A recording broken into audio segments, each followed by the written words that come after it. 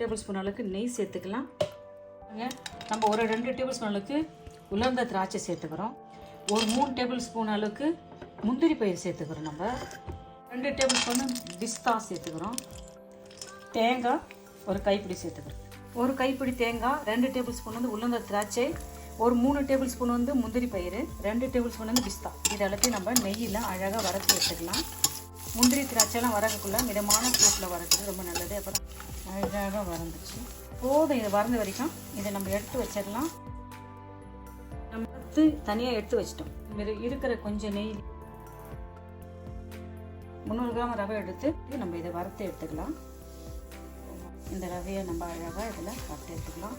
இருக்கிற நெய்லேயே நம்ம இதை அழகாக வறுத்து எடுத்துக்கலாம். லைட்டாக வறுத்து எடுத்துனா போதும். கட்டியெல்லாம் இல்லாத நம்ம அழகாக இதை செஞ்சு வச்சுக்கலாம். நம்ம அழகாக வறுத்துட்டோம் பாருங்கள். நம்ம அந்த முந்திரி திராட்சை வறுத்த அதே நெய்லேயே நம்ம இதை அழகாக வறுத்து எடுத்துட்டோம் பாருங்கள். அழகாக வறுத்துட்டோம். பெரியாகவும் இல்லை ரொம்ப பெருசாகவும் இல்லை, மீடியம் சைஸாக இருக்குது இந்த ரவை. நம்ம அழகாக வறுத்து எடுத்துட்டோம். இப்போ நம்ம இதை வந்து ஒரு பாத்திரத்தில் இதை மாற்றிட்டு நம்ம இதை செஞ்சுக்கலாம். பாத்திரத்தில் நம்ம இதை மாற்றிக்கலாம். இருக்கட்டும். முந்திரி ஏலக்காய் திராட்சை தனியாக வறுத்து வச்சுட்டோம். ரவையை அழகாக நெய்யில் வறுத்து இன்றைக்கி இப்போ 200 கிராம் சர்க்கரை சேர்க்குறோம். 300 கிராம் ரவைன்னா 300 கிராம் சர்க்கரை தான் சேர்க்கணும். இதில் சர்க்கரை கொஞ்சம் கம்மி பண்ணிங்கன்னா நல்லதுன்னு நினைக்கிறவங்களுக்கு மட்டும்தான் இதை நான் சொல்கிறேன். 200 கிராம் சர்க்கரை தான் நான் சேர்க்குறேன். 200 கிராம் சர்க்கரை தான் நான் சேர்க்குறேன். சர்க்கரை வந்து உங்களோட விருப்பப்படி சேர்த்துங்க. 50 கிராம்லேருந்து 300 கிராம் வரைக்கும் சேர்க்கலாம். உங்கள் வரைக்கும் தண்ணி சேர்த்தா போதும். இப்போ 300 கிராம் சர்க்கரைன்னா 300 கிராம் தண்ணி சேர்த்துக்கிறோம். கப்பு கணக்கில் வச்சிங்கன்னா கொஞ்சம் ஈஸியாக நம்மளுக்கு சரியாக இருக்கும். எல்லா அளவும் 1 கப்பு ரவை, 1 கப்பு சர்க்கரை, 1 கப்பு தண்ணி.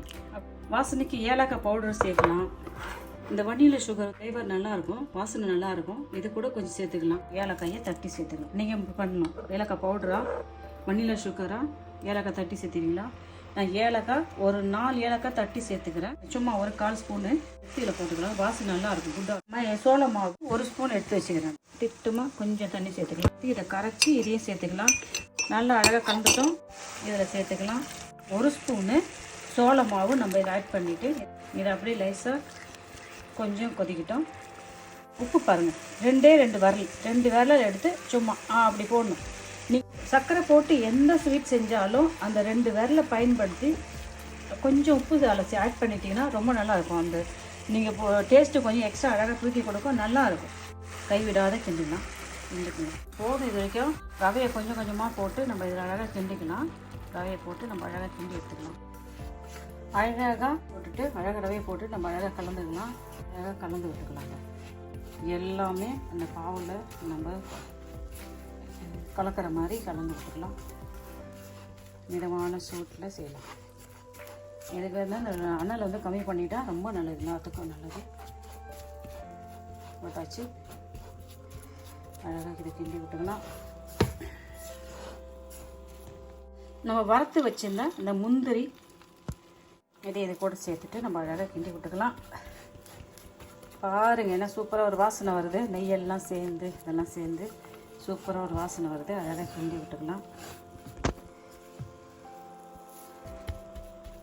10 நிமிஷத்து வேலை தான் எல்லாமே, ரொம்ப நேரம் எடுக்காது.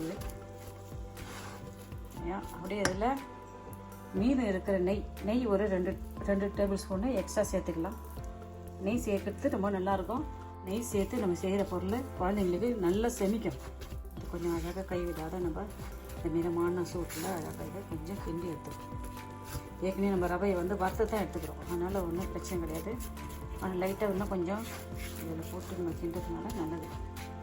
எல்லாத்தையும் போட்டு அழகாக நம்ம மிக்ஸ் பண்ணிட்டோம். பாத்திரத்தில் மாற்றிட்டு நம்ம அழகாக லட்டு பிடிச்சிக்க வேண்டியதான். லட்டு பிடிச்சி அழகாக இதை ஆற வச்சுட்டு நம்ம கையில் உருண்டை பிடிச்சிக்கலாம். இங்கே ஆறிடுது, ரொம்ப ஆற வைக்கக்கூடாது. கை சூடு பிடிக்கிற அளவுக்கு இருந்துச்சுன்னா போதும். இது சூட்டோடு சுட்டு பிடிச்சா நல்லாயிருக்கும். அழகாக பிடிச்சிட்டு ஒரு பக்கம் ஒரே மாதிரி ஸ்நாக்ஸ் செஞ்சு கொடுக்குறதோட இதுமாரி செஞ்சு கொடுக்கலாம். ரவை ரொம்ப நல்லது. இதில் முந்திரி, ஏலக்காய், திராட்சை, பாதாம், பிஸ்தா அழகாக உருட்டி அழகாக எடுத்துக்கலாம். சைஸ் வந்து உங்கள் விருப்பப்படி செஞ்சுங்க. பாருங்கள் என்ன அழகாக இருக்குதுல்ல. திட்டமாக எடுத்து அழகாக பிடிச்சிக்கலாம்.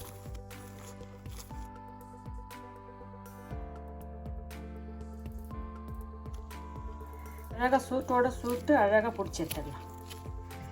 கொஞ்சம் ஆறிடுச்சுன்னா சரி வராது. கொஞ்சம் லைட்டாக சூடு ஆற வச்சுட்டு திட்டமாக அடுத்து அழகாக பிடிச்ச வேண்டியது. வச்சிடலாம். சாப்பிட்டு பார்க்கலாமா? வாங்க சாப்பிட்டு பாருங்கள். எளிமையான முறையில் வீட்டில் இருக்கிற பொருளை வச்சு அழகாக 1 கப் ரவையில் நம்ம அழகாக ஒரு ரவா லட்டு செஞ்சிட்டோம். பாருங்கள் என்ன ஈஸியாக நம்ம செஞ்சுக்கிறோம். இதில் போட்டுக்கிற சூப்பராக முந்திரி, பாதாம், பிஸ்தாலாம் சேர்த்து, தேங்காயெல்லாம் சேர்த்து ஒரு அழகாக செஞ்சு எடுத்துட்டோம். நான் செஞ்ச இந்த வீடியோ உங்களுக்கு யூஸ்ஃபுல்லாக இருக்கும்னு நினைக்கிறேன். நீங்களும் இதே மெத்தடில் செஞ்சு பார்த்துட்டு நான் செஞ்ச இந்த ரவை லட்டு எப்படின்னு சொல்லுங்கள். இந்த வீடியோ உங்களுக்கு பிடிச்சிருந்தா உங்கள் ஃப்ரெண்ட்ஸுக்கும் ஃபேமிலிக்கும் ஷேர் பண்ணுங்கள். மறக்காமல் எனக்கு சப்ஸ்கிரைப் பண்ணுங்கள். பாய். தேங்க்யூ.